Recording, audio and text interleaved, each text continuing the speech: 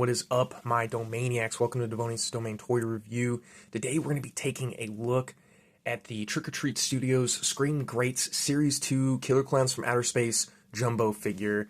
I just got this guy recently at a toy show, and it was like the only thing I got because I've really wanted to catch up on the Scream Greats line that I haven't really caught up with for reasons of which I'll get into later.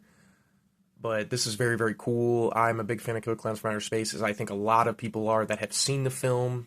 It's kind of hard to not love. It's an awesome movie. And the Scream Greats line is filled with Killer Klowns from Outer Space, which is really cool. I'd definitely like to get Shorty at some point, as well as possibly a few others. But I wanted to get Jumbo because he was the most accessible to me, and he's just huge. He's a Hulk. This guy is so big and crazy looking. Let's take a look at this guy.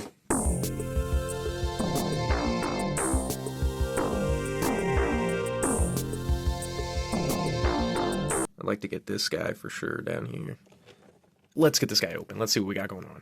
I thought this was pretty cool. When I actually got it out of the packaging, I noticed that it was the cover of the film poster, which is a nice touch. I couldn't really tell with like the bubble actually intact. Taking a look at this guy, pretty cool. I mean, you know, kind of looking at him, you can kind of tell like the sculpt is like one piece, and there's not going to be too much to really like divulge in once you actually get the figure out, but there was a surprising amount I was able to divulge in.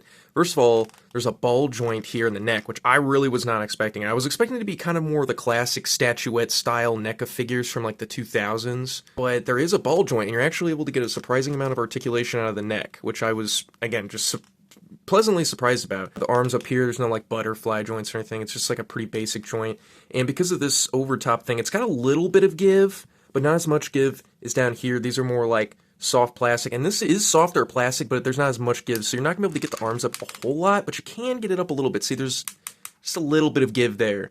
And there's also ball joints on the wrist, which is fantastic. I really was not expecting that. Really like the paints all over this guy. I mean, he just looks fantastic from top to bottom. No smudges or anything that I can tell. The paints are just great, and especially on the face here, the profile, great base paints, and then we've got this kind of like brown wash over that really gives him this nasty, dirty look, and I just think that looks fantastic. I just think he looks great with this wacky hairstyle. Just totally cool looking. Look at these shoes. Now, those are some clown shoes if I've ever seen them. Oh yeah, and you can also see like a layer of gold underneath here. That's really nice. They didn't even have to do that, but they did, so that's really cool. Then we've got his only accessory that he comes with. He comes with this big-ass clown mallet, which is really cool. Pretty lightweight, too. So this should easily be able to go into his hands, which is nice. Honestly, you might be thinking, like, I don't really like the statuette-type body here. Maybe that's why I haven't really caught up on the Scream Greats line. Honestly, that's not really true. I actually, in some cases, prefer this style.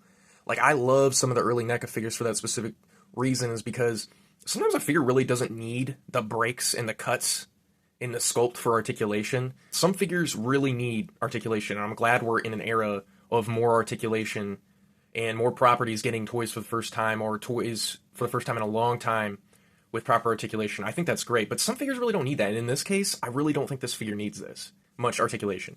My big gripe with the Scream Greats line is honestly just the price.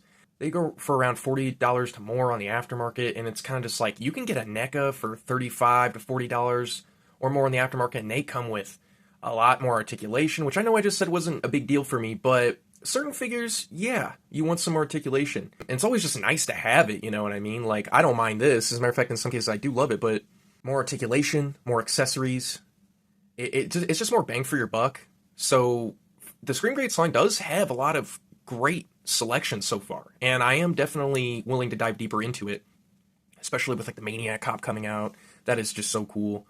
I hope that they also do a Sinjanor in the Scream Greats line. I think that would be awesome, because I know they did like a tiny, like I think like 3.75 version of that in a really cool VHS packaging.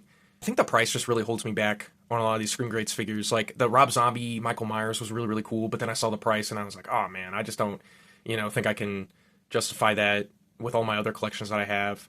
I just wish they were a little bit more cheaper, but that's just me personally. So yeah, I hope you enjoyed this video.